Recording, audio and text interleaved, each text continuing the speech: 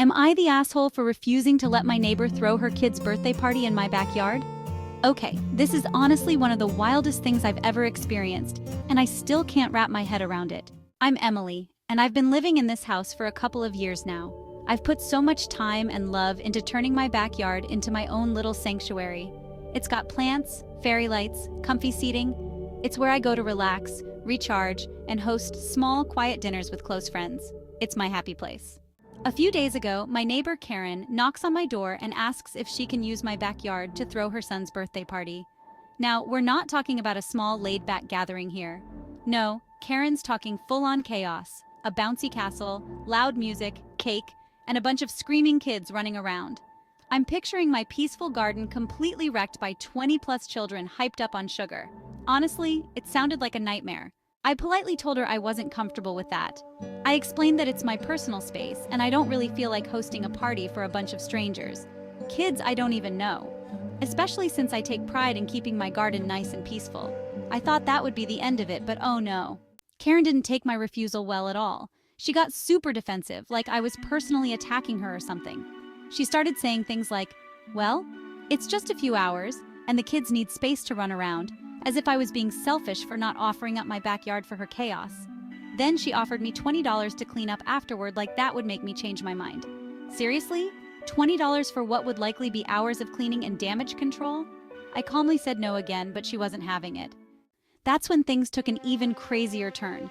Karen actually said, I'll just do it anyway. It's not like you're using your backyard all day. I was stunned. She literally threatened to throw her son's birthday party in my backyard without my permission, because apparently the neighborhood expects it. I didn't even know what to say. I just stood there, shocked as she stormed off. Now, some of the other neighbors are giving me side-eye and whispering about how I'm the bad guy for not helping out and letting Karen use my space. It's like I'm the villain in this scenario, and I'm still trying to figure out how I ended up in the middle of this mess.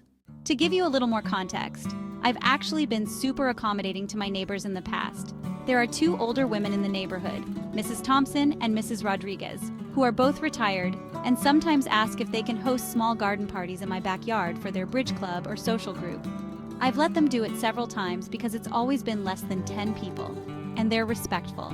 It's all adults, and they're super low-key. Just a few people chatting, drinking tea, enjoying the flowers. They always ask first, and they clean up afterward. It's never been an issue. But this, Karen's idea of a party with kids screaming, loud music blasting, and a bouncy castle in the middle of my peaceful garden, is a whole different situation. I'm not okay with my backyard being trashed for an event I'm not even attending, especially by someone who doesn't respect my space. Now I feel like I can't even leave my home on the weekends, or else my sanctuary will be invaded by the neighbor, her screaming brats, and all their sticky-fingered friends. So now I'm sitting here wondering if I'm in the wrong for standing my ground.